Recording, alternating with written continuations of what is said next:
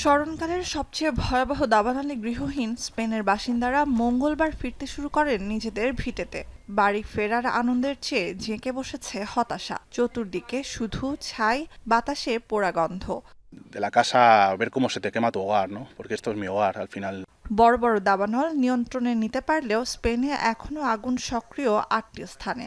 নতুন করে দাবানল ছুঁড়ে দিচ্ছে নতুন challenge. Estamos cambiando las tornas y por tanto podemos empezar a ver el final del túnel en la lucha contra estos incendios con todas las precauciones. বুধবার থেকেই চলতি গ্রীষ্মের চতুর্থ দাবদাহের কবলে পড়তে পারে স্পেন এবং প্রতিবেশী ফ্রান্স। স্পেনে দাবানল নিয়ন্ত্রণে এলেও স্বস্তি নেই ফ্রান্সে। জুরান্দ অঞ্চলে আগুন নিয়ন্ত্রণের সময়ের সঙ্গে পাল্লা দিচ্ছে ফরাসি দমকল কর্মীরা। এর মধ্যেই তাপমাত্রার পারদ ৪০ ডিগ্রি সেলসিয়াসে পৌঁছাতে পারে বলে আভাস আবহাওয়াবিদদের। দাবানল ভয়াবহ রূপ নিতে পারে বলে বাড়ছে শঙ্কা।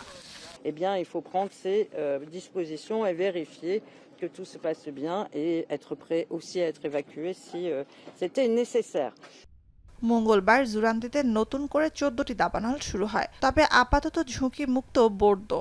দ্বিতীয় বিশ্বযুদ্ধের পর ফ্রান্সের সবচেয়ে বড় এ দাবানলে এ দুটি অঞ্চল এবং স্পেনে পুড়ে ছাই হয় ৩.৫ লাখ একরের বেশি এলাকা, কয়েকশো বাড়িঘর। গেল এক সপ্তাহে নিরাপদ আশ্রয়ে সরে যায় ৩,৩০,০০০ মানুষ। সরে যাওয়ার নির্দেশ দেয়া হয় কয়েক হাজার পর্যটককে।